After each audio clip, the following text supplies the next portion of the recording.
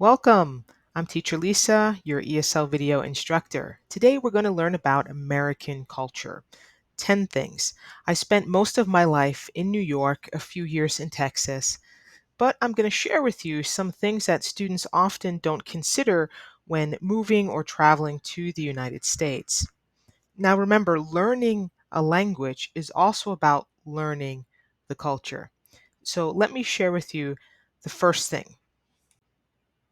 You might have heard that the United States is the melting pot, and that is very true. It is a nation of immigrants, of foreigners, and so that contributes to the rich culture, the diverse food, music, and traditions. So if you're expecting to arrive to the US for the first time and you want to look around and really examine the ethnicity of the people, you might be surprised that the majority of them are not always white. Let me share with you some latest statistics from the US Census Bureau. So this is the most recent data. Again, you might be surprised to know that non-white people make up about 24.5% of the US population. That's right, non-white people. So let's take a look at the breakdown of racial categories. So white alone, not Hispanic or Latino, 58.9%. So almost 60% are white. Black or African American, 13.6%.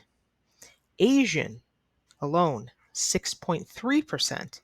American Indian and Alaska Native alone, 1.3%. So look at that breakdown. So don't expect to come to the US and look around and think everyone is white. So it really is a melting pot. And of course, many are non-native speakers. So get used to hearing accents and understanding accents because there are many people in the US that have accents because they are immigrants.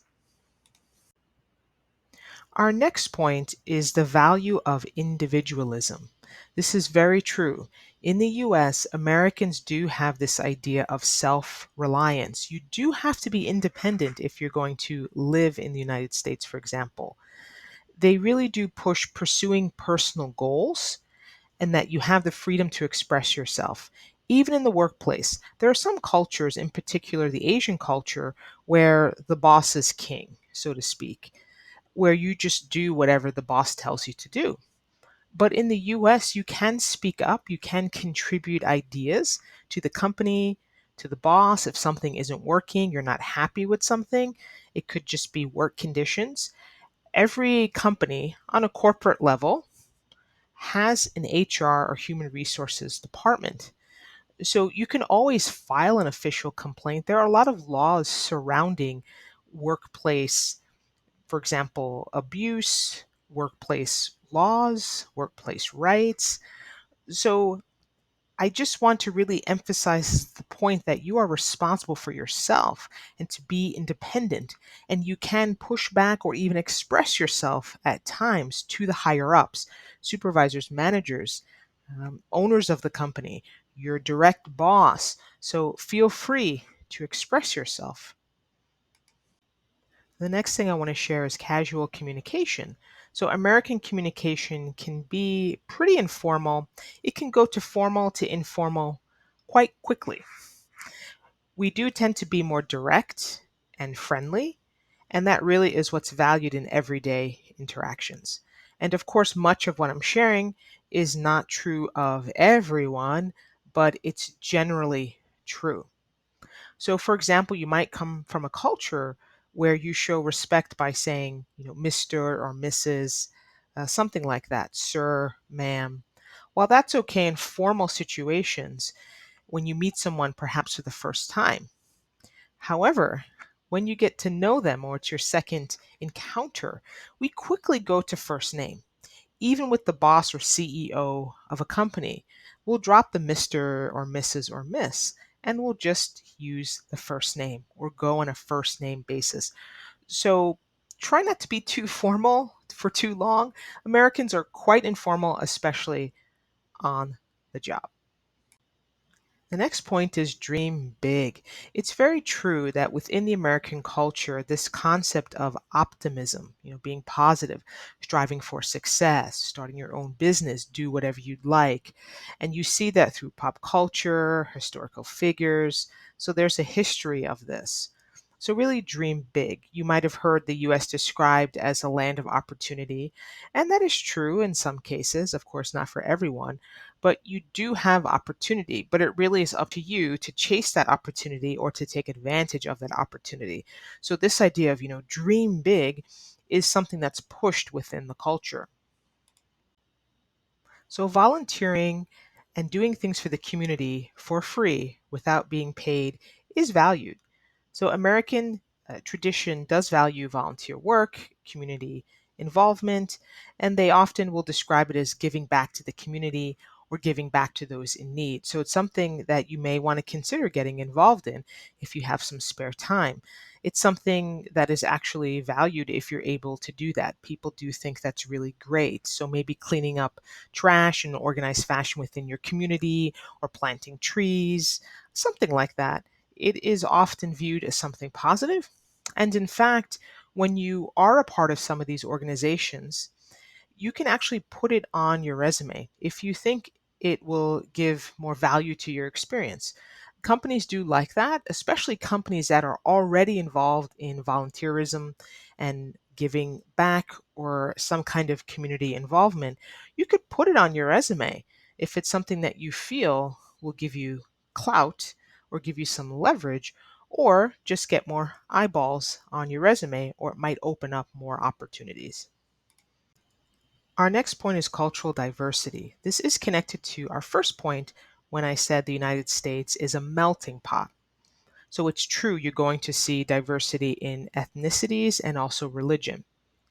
But of course, not everything is equally distributed or equally spread out, which means, for example, if you go to the southeast of the US, you're going to have people that might be more religious or have more Bible based beliefs. And then you go to the middle of the United States, you might have less ethnic diversity, where you might see more white people in the middle of the country. And then you go to the West Coast, like California, you might see more Asians in certain parts of California. And so that's what we mean by regional diversity. Don't think you're going to see the same number of people in a particular state, the same number of people that hold a certain religion or ethnicity. And again, another example, you might go to the New York area and you might see more people professing to be Jews, right, in New York compared to maybe a state like South Dakota. And so that's what we mean by regional variations. Some students feel every state in the US is the same. No way. They can look quite different, and also the makeup of the people is quite different. So do your homework. If you're zero in on a particular state, you want to zero in on a particular state. I want to be clear on that expression, which means you're focusing on a state or you want to move to a particular state. Do your homework and see what is the makeup of the religion if that's important to you. If ethnic diversity is important to you, then choose a state where you'll have that. Food fusion is our next point. So, America does have a unique cuisine, and it is a blend of immigrant influences with regional specialties like barbecue or Tex Mex. And again, this depends on where you are in the US. It's not all the same. You can't get great barbecue just in any place in the US. It tends to be really good in the southeast of the US. Also, states in the south, like Texas, for example, has very good barbecue. And Tex Mex is sort of a mix of, you can see by the word, Texas Mexican food and real authentic Mexican food. It's sort of a combination of this Americanized Mexican food and what you would get in Mexico. And since Texas borders Mexico, of course, you have that influence, that reach from Mexico. So they call it Tex Mex. So it's not exactly what you would get in Mexico, but it's been influenced from the Spanish culture and how they make, burritos, tacos, enchiladas, and so forth. But it's good stuff. Our next point is sports craze. So, what sports are popular in American culture? This is good, especially if you're working in an office, for example. Maybe you've moved to the US, and of course, sports is a popular topic. But baseball, American football, and basketball are the top three sports that I would say are popular in the US. Yes, golf is becoming more and more popular, even soccer is becoming more popular, and tennis. But really, the main three of the big three, I think, would be baseball, American football, and basketball. So it's good to know because if you only really follow soccer, for example, I know that's very big in South America, you might have a hard time talking about that in conversation because many people don't follow professional soccer. It is becoming more popular, but definitely not a top tier sport. Our next point is holidays and celebrations.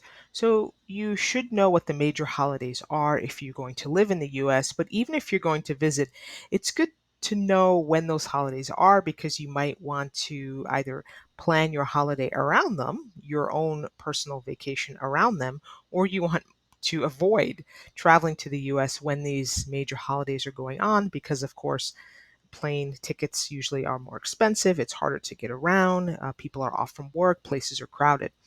But if you're planning really to live in the US, you should know what these major holidays are. Thanksgiving, of course, is a major one, and Independence Day, which is July 4th, and there are other traditions. Please know that not everyone celebrates all the holidays. We talked earlier about the diversity of religions in the United States. Therefore, never assume someone celebrates a particular holiday.